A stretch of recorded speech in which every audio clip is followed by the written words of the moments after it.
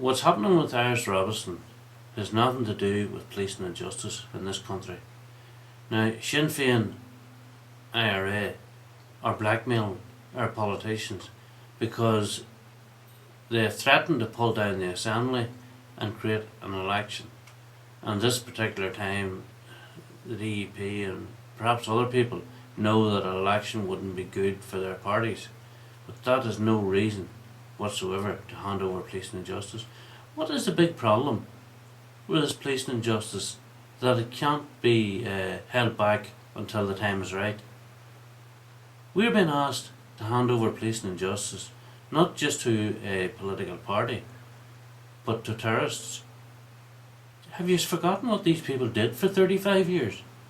And have people forgotten that the Army Council, and especially John Gerard Hughes, only give their support to Sinn Féin in government as long as they were still answerable to the IRA Army Council? Now, people need to remember that, because this affects the people. This affects the like of myself, my family, our community, and the whole of Northern Ireland. This is not just a simple case of saying, by the way, I've just passed policing and justice over. If it's not a major issue, why is it a major problem? So that's why people need to look at it. And people who live in areas that are safe areas, well, be thankful for that. But then, come and live in the areas where these people have control.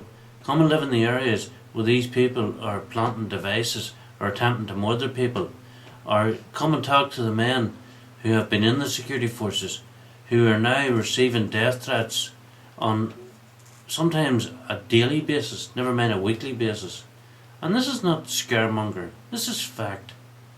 There's bombs being planted, there's attempted murders taking place that's not even going on to the news. It's being covered up, because unless they're successful, or unless somebody actually exposes that this situation has happened, the police and the government, especially the government, will try and defend not putting it out into the public domain. What's the great saying? It's not in the public interest. In other words, it's not in your interest to know that there's terrorists running about this country trying to murder people and intimidate the people. Now, this affects us all. We don't want to go back to 35 years of what we come through. But who keeps threatening us with his last 35 years? Sinn Féin IRA. A man who's one of the biggest liars probably in politics, and that's some achievement, I can tell you, to be one of the biggest liars. And we have a man who was never in the IRA, still denies he was in the IRA. He has a brother who was a paedophile, who he knew was a paedophile.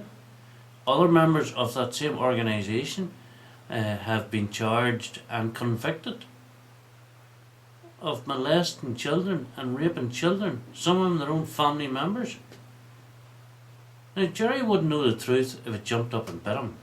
Man is a liar, he's a terrorist, and he has no right to have policing and justice handed over to them. They have no right whatsoever.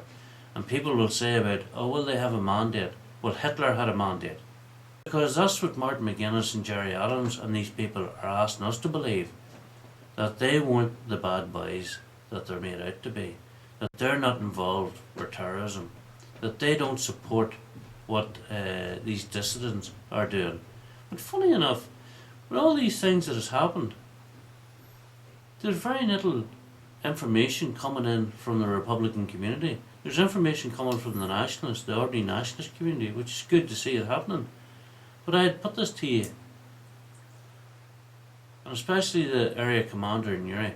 How many phone calls did you receive on that incident in Mike before the police came across it? Not one. Not one phone call did you receive to say there's a number of armed men on the streets in Mike. So don't try and lecture us about who is doing what, because we have to live in these communities. We have to put up with it. And come and talk to the families. Come and talk to the wives of these men who served 20 and 30 years in the security forces under death threat, who are now still living under that death threat because the dissidents, they just didn't pick their name out of a hat. Who gave them the names? The IRA. That's who give them their names. Old intelligence being renewed. If we hand over policing and justice, we are handing it over to the IRA. Make no excuses about it. Anybody who says that policing and justice needs to be handed over, the first question they need to be asked is why? What is the big rush about policing and justice? Unless it's to break the link with the UK government, it's to break the link where the Crown no longer is being represented in Northern Ireland.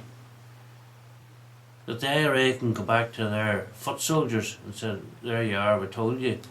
We now no longer need to blow up the police stations because we're in control of the police stations. Well, the government and our politicians stop trying to think that we're fools, that we don't know what we're talking about. Because we have had to live with it all our lives and we know exactly what we're talking about. Now, I know there's a lot of good people there who believe that police and justice shouldn't be passed over. But unfortunately sometimes politics, especially within parties, will come before country. But I believe there's enough good people there within politics who will say, hold on here. This is our country we're talking about. This is our people and our community that we're talking about. We just can't give this over to Sinn Féin, IRA,